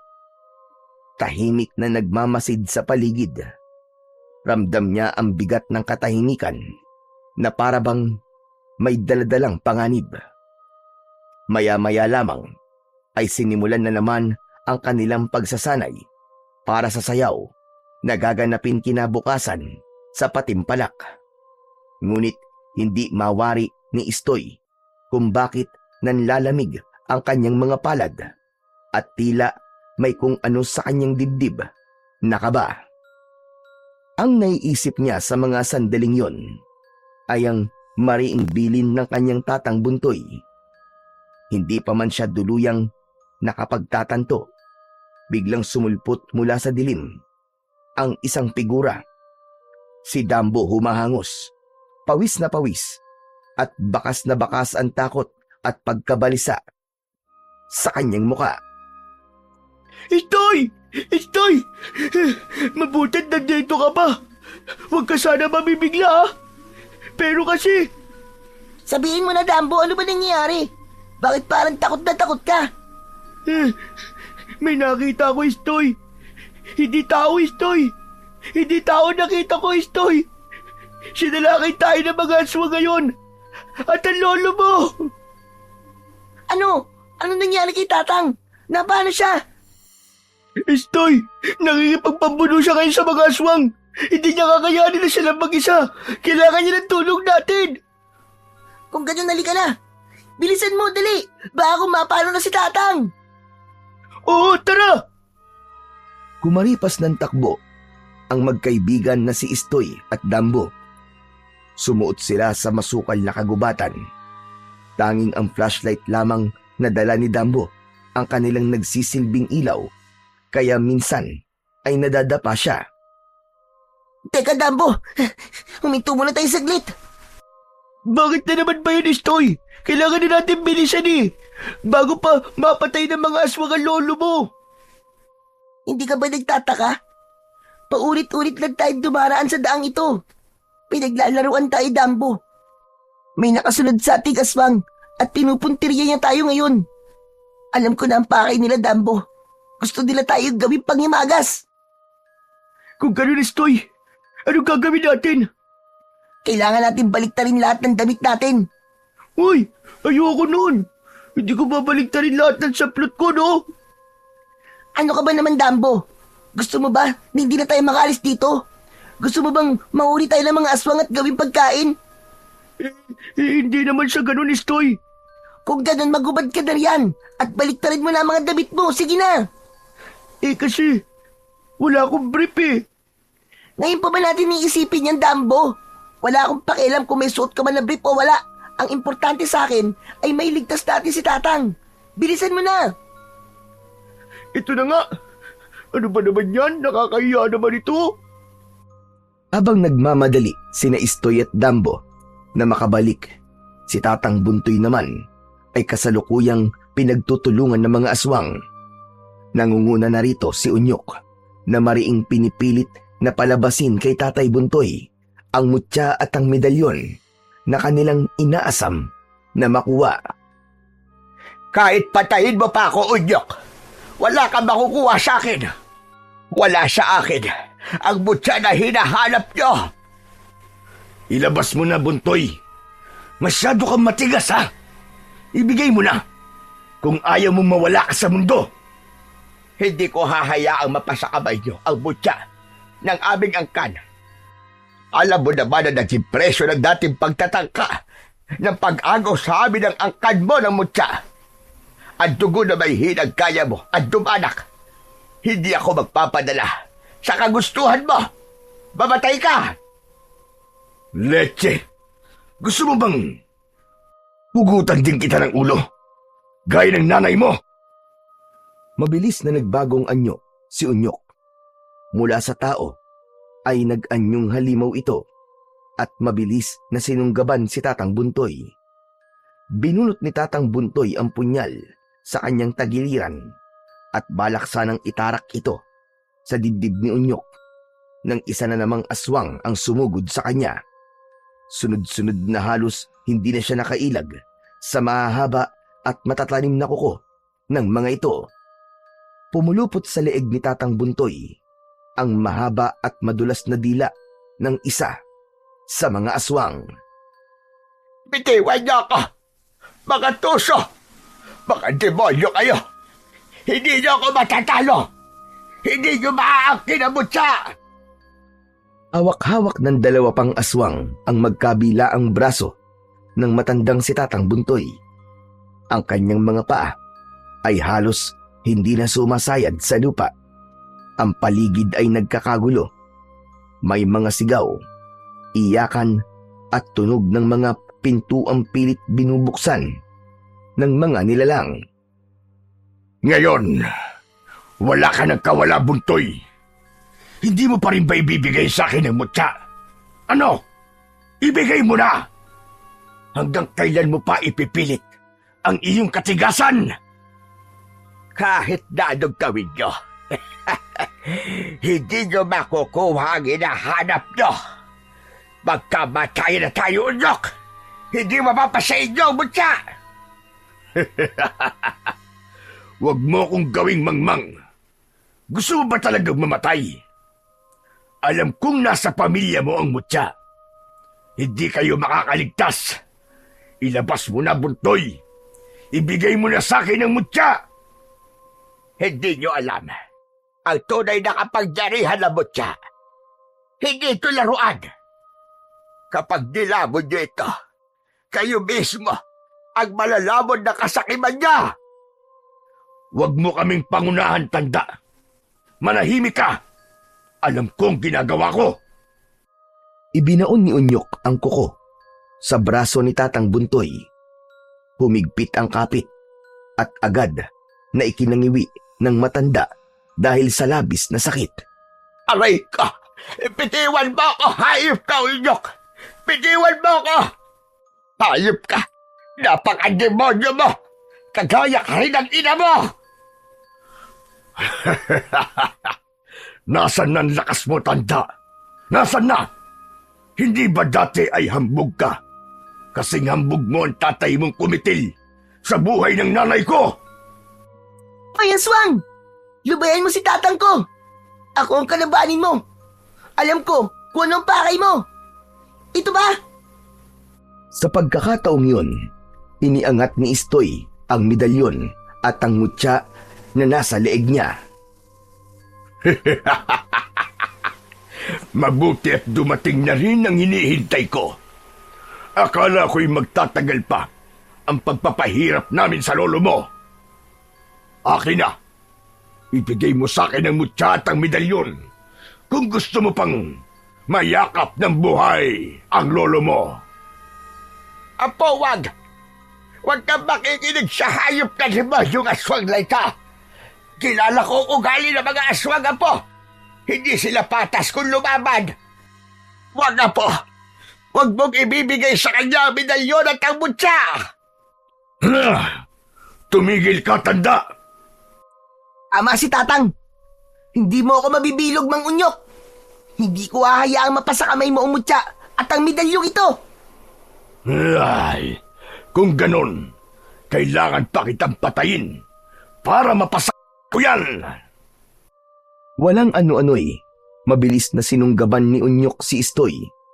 Gamit ang kanyang mahaba at madulas na dila, ipinulupot niya ito ng maigpit sa braso ng bata. Napasinghap naman si Istoy. Pilit kumakawala, ngunit lalo lamang humigpit ang pagkakagapos. Sunod ay sinakal siya nito. Tatang! Hindi ako makahinga! Tulong! Nagmamadaling nagpumiglas si Tatang Buntoy. Halos mawalan ng hininga sa takot para sa kanyang apo. Kita niya kung paanong unti-unting hinihigpitan ng aswang na si Unyok ang pagkakasakal sa batang si Istoy. Sa gilid ng kanyang mga mata, napansin niya ang punyal na kanina pa nakatago sa kanyang tabi. Ang sandatang nilagyan niya ng dasal at langis na mula sa ugat ng punong kahoy. Dahan-dahan niyang iniunat ang kanyang kamay. Nanginginig at pilit na iniaabot ang punyal na ilang dangkal lamang ang layo. Tumalsik pa ito ng kaunti, dahilan para mas lalong mahirapan siyang kuhanin yon. Nang magtagumpay, buong lakas niya itong itinarak sa dila ng isa sa mga gumagapos sa kanya. Sinunod niya ang ilan pang aswang bago niya natulungan ang kanyang apo sa kamay ni Mang Unyok. Hindi mo ako matatalo, tanda. Umugod-ugod ka na. Kaya dapat ka na magpahinga habang buhay. Kung alam ko lang, nabalak din naman maghari-harian muli. Hindi sanay, nung bata ka pa, tinuluyan na lang kita. Hindi ko alam na mas lalaki ka pang halimaw kaysa sa mga magulang mo. Buwisit ka talaga. Ikaw rin ang may kagagawan ng malaking peklat sa mukha ko. Ito ang tanda na minsan mong pinahirapan ang hukbo namin. Kaya't panahon na para pagbayaran mo ang lahat ng yun. Bagay labang sa inyo yan. Istoy, Apo, gamitin mo ang lakas mo.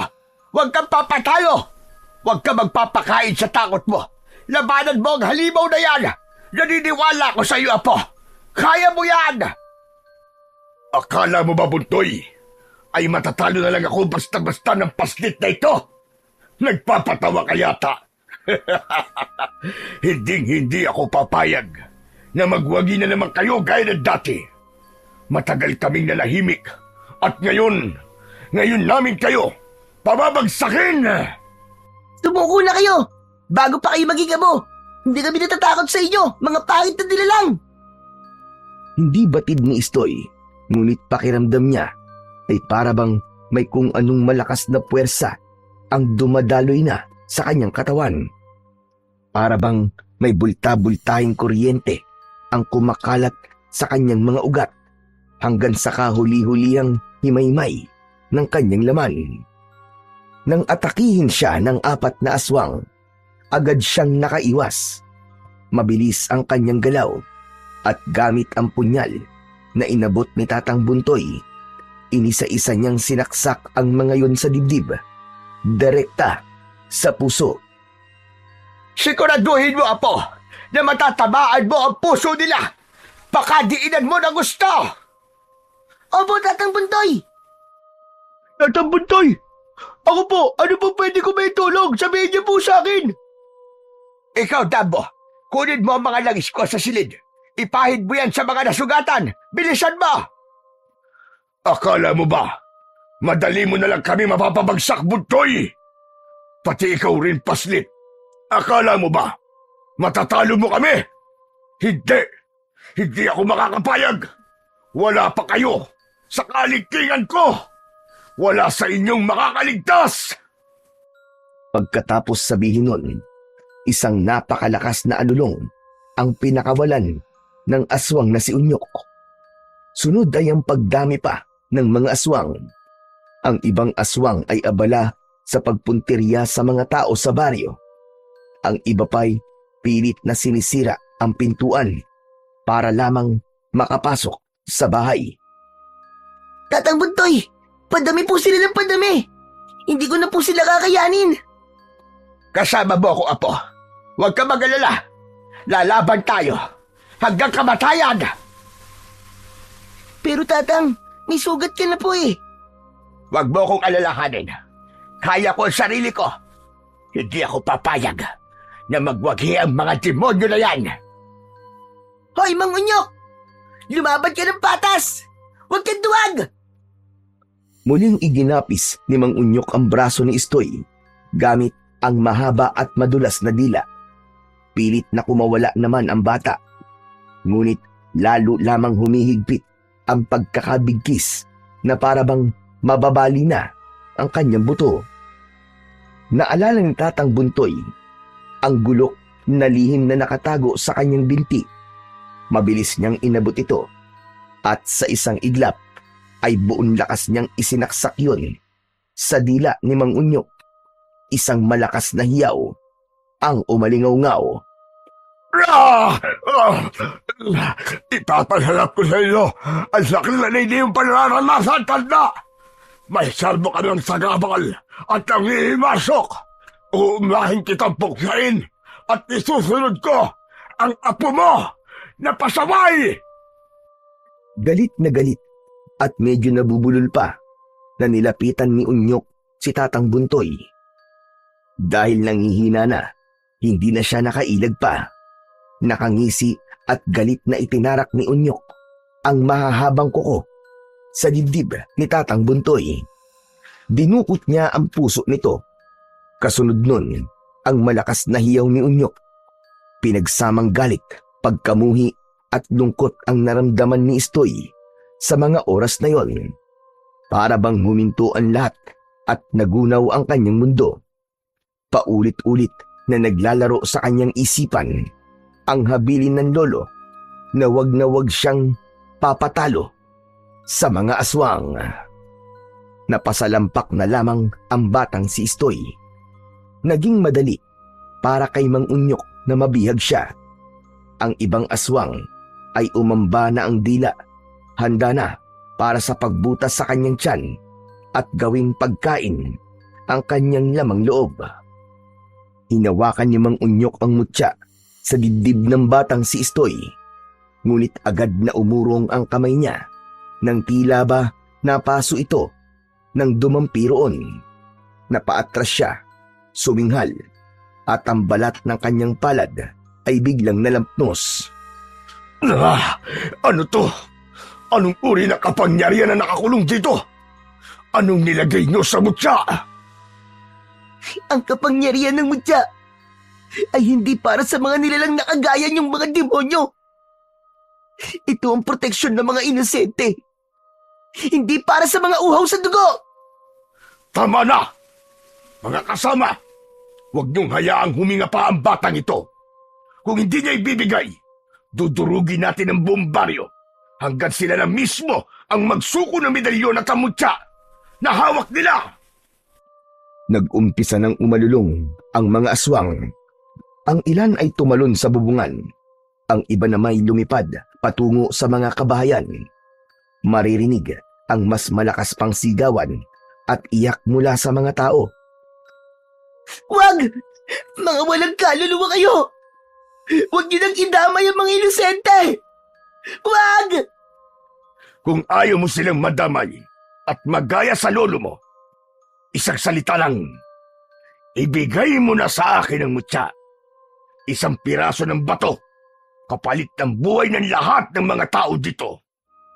Pipiliin mo ba silang mamatay dahil sa iyong katigasan? Mas pipiliin kong mamatay na walang pagsisisi kaysa mabuhay na dala ang kasalanan ng buong nayon. Sumabog ang galit sa muka ni Unyok. Umalingaw-ngaw ang kanyang boses na parang kidlat. Kung ganon, ito na ang katapusan mo, Istoy! Napapikit na lamang si Istoy. Hinihintay na tumarak ang matatalim na kuko ng aswang sa kanyang dibdib. Ngunit bago pa man maitarak ni Unyok ang mahabang kuko sa dibdib ni Istoy, biglang nagliwanag ang mutya na nakasabit sa kanyang leeg. Ang sinag nito'y nakakasilaw. May puting liwanag ang lumalabas sa mutya na parabang sikat ng araw. Kasabay ng liwanag ay isang malakas na alulong ang sumambulat mula sa mga aswang. Isa-isa silang napasigaw. Ang mga tinig nila ay tila puno ng sakit na parabang nasusunog sa apoy ng impyerno. Ang kanilang mga balat ay nalapnos, nagdikit-dikit at unti-unting naging abo.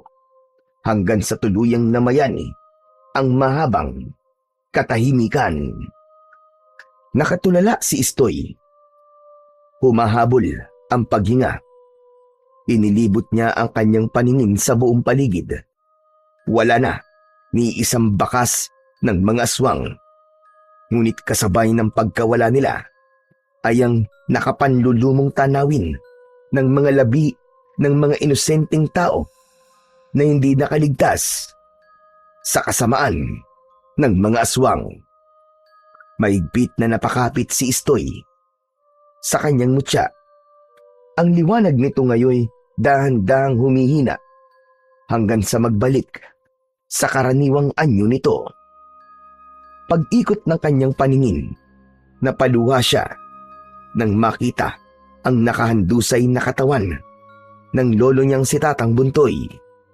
Nakasubsob ang matanda, payapang nakapikit na parabang natutulog lamang.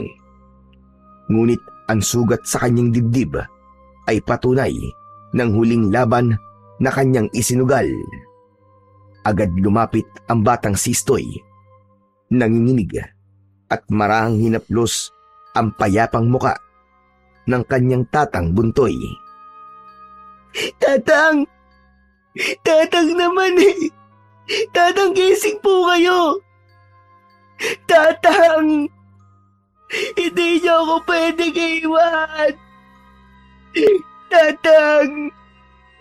Tatang! Tanging hagulgol na lamang ni Istoy ang maririnig sa buong paligid habang yakap-yakap niya ang katawan ng nag-alay ng lahat upang siya'y mailigtas. Tang! Gumising ka! Ipapakita ko pa sa'yo namin bukas eh! Tatang naman eh! Masamang biro to, Tatang! Tatang! Tama na, Istoy. Tama na. Wala na si Tatang Buntoy. Hindi! Hindi siya patay! Buhay si Tatang! Buhay siya! Dadalo pa siya bukas eh! Papanoorin niya pa akong sumayaw! Tumayo ka na riyan, Istoy. Ayaw ni Tatang Buntoy na makitang nagkakaganyan ka. Ayusin mo ang sarili mo. Tumahan ka na. Tatang! Tatang, gumising ka na! Parang awa mo na, Tatang! Walang nagawa si Istoy kung hindi ay yakapin na lamang ng maigpit ang kaibigan. Dinaluhan niya ito sa pagdadalamhati sa yumaong lolo. Paalam po, Tatang Buntoy. Tapos na po ang laban. At nanalo po tayo, Tatang. Kinabukasan, kahit pasan pa ang bigat ng kalungkutan, sumabak si Istoy sa patimpalak sa kanilang paaralan. Tahimik siyang naghanda at pumasok. Walang kahit sinong kaagapay dahil wala na ang dating laging nagbibigay ng lakas ng loob sa kanya. Nang ideklara silang panalo, umalingaw-ngaw ang palakpakan at hiyawan ng mga tao. Ngunit sa puso ni Istoy, puno ng kalungkutan ang nangingibabaw sapagkat wala na siyang pag-aalayan ng kanyang tagumpay. Wala na ang kanyang tatang Buntoy. Ilang araw lamang matapos ang nakapanlulumong laban sa mga aswang, agad inilibing si Tatang Buntoy sa maliit na sementeryo ng baryo. Nalaman din nila na ang sinasabi ni Unyok na binibenta nilang bulalo ay hindi basta sa baka o lamang loob ang sahog, kundi laman ng mga nabibiktima nilang mga tao. Pagkatapos ng ilang araw, pumunta si Istoy sa sementeryo. Nakatayo si Istoy sa tabi ng puntod ng kanyang lolo. Tangan ang mutyang minsan ng kumislap upang iligtas siya at ang baryo. Kasabay ng pagluwa ay ang pangakong hindi niya bibiguin ang lolo na tanging umaruga sa kanya mula pagkabata. Batid ni Istoy na marami pang unos ang haharapin niya. Ngunit alam din niyang sa kabila ng lahat, may bagong kabanatang magbubukas. Isang pag-asang maaaring magdala ng liwanag sa kanyang landas. Gayunpaman, sa kaibuturan ng kanyang puso, hindi kailanman maglalaho ang hapdi ng pagkawala at ang matatamis na alaala ng kanyang tatang Buntoy. Ang tanging naging sandigan, gabay at tunay na tahanan ng kanyang buhay.